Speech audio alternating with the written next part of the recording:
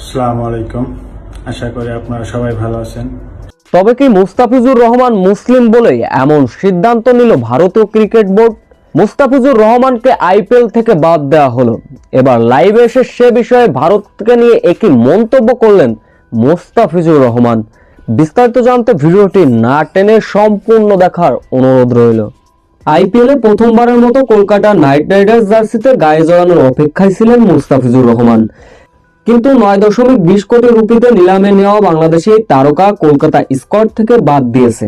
এর আগে ভারত জুড়ে বাংলাদেশ ক্রিকেটারদের বাদ দিতে বিক্ষোভও এসেছিল কঠোরপন্থী হিন্দুত্ববাদ সংগঠনগুলো, যার রেশ এবার বিসিসিআই ফিসকে বাদ দেওয়ার নির্দেশ দেওয়া হয়, যা বাংলাদেশে ভারতীয় ক্রিকেটীয় সম্পর্ক বিচ্ছিন্ন এবং নষ্ট ভবিষ্যতের দিকে এগোচ্ছে। মুস্তাফিজুরকে কেন বাদ দেওয়া হলো? তবে কি ধর্মীয় ষড়যন্ত্রের কারণে কি এমনটা ঘটেছে? এমনটাই অনেকের মতামত। আইপিএলে খেলতে না পারলে মুস্তাফিজুর রহমানের ক্ষতিপূরণ কে দেবে, এমনটাও প্রশ্ন করেছেন অনেকেই। শুধু মুস্তাফিজুর রহমান নয়, ভারতীয় ক্রিকেট বোর্ডের সিদ্ধান্ত বাংলাদেশি আর কোনো ক্রিকেটার আইপিএলে খেলতে পারবেন না, এমনকি নিলামেও নাম দিতে পারবেন না। কোনো বাংলাদেশি ক্রিকেটার আইপিএলে খেলতে পারবেন না।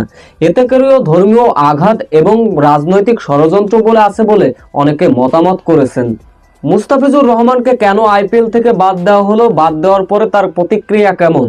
বাংলাদেশের পত্রিকাগুলোয় এবং সংবাদ মাধ্যমে কথা বলেছেন মুস্তাফিজুর রহমান। তিনি বলেন যে এটা রাজনৈতিক এবং ধর্মীয় একটা অনুভূতির জায়গা আছে বলে মনে করেন তিনি। সাংবাদিকদের প্রশ্ন ছিল, আপনার এই ক্ষতিপূরণটা কে দেবে? মুস্তাফিজুর রহমান বলেন, অমন টাকার প্রয়োজন নেই যেখানে কিনা হিংসা বিদ্বেষ আছে।